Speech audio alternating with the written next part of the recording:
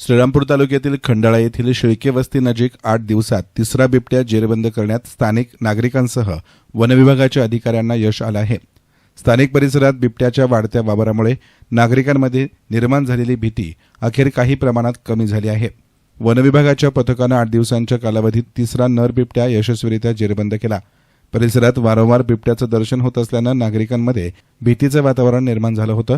Load shedding आणि रात्रीची येणारी लाईट त्यामुळे शेतात पाणी भरण्यासाठी जाण्याचं काम जिकिरीचं झालंय। परिसरात महिला मजूर काम करण्यास धजत नाही। परिसरात अजूनही 2 ते 3 बिबटे असल्याचे अंदाज स्थानिक नागरिक शेतकरी व्यक्त करतायत।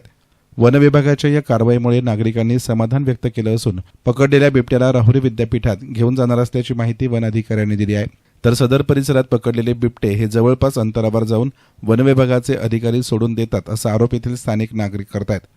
याचबरोबर नागरिकांनी अफवांवर विश्वास न ठेवता सतर्क राहावं आणि बिबट्या दिसल्यास त्वरित वन विभागाशी संपर्क साधावा असं आवाहन वन विभागाकडून करण्यात आलं। सदर बिबट्या जेरबंद करण्यासाठी शेखर ढोकचवळे, विजय ढोकचवळे, प्रकाश अभंग, संतोष पिनाटे, किरण टेकाळे, महेश ढोकचवळे, गणेश माळी, सचिन शेळके आदींचे सहकार्य लाभले। मी विजयनाना ढोकचवळे, ग्रामस्थ खंडाळा। आमच्या खंडाळा शिवारामध्ये गेल्या 5 तारखेला एक बिबट्या धरला गेला। त्याच्यानंतर 1 दिवसाच्या 8-7 तारखेला एक बिबट्या धरला आणि आज 14 तारखेला हा तिसरा बिबट्या धरला। हा खंडाळा भागामध्ये म्हणजे 8 दिवसाच्या अंतरामध्ये 3 बिबटे धरणं म्हणजे आम्ही व्याघ्र प्रकल्प अमरावतीच्या भागात आहे का कुठं आहे हेच समजत नाही। वारंवार हे बिबटे अजून 3 धरल्याच्या नंतर एक मादी आणि काही बिबटे अजून 2 शिल्लक आहे अशा आमच्या प्रथमदर्शनी नजरात अजून पण आहे। तर शासनाने याबद्दल या वन्यजीवाचं संरक्षण करावं इथपर्यंत आमचं काय हरकत नाही, परंतु सामान्य माणसाच्या, शेतकऱ्याच्या, शेतमजुराच्या जीवाला धोका होणार नाही याबद्दल दक्षता काय करता येईल की शासनाने त्याची गांभीर्याने त्याचा विचार करावा।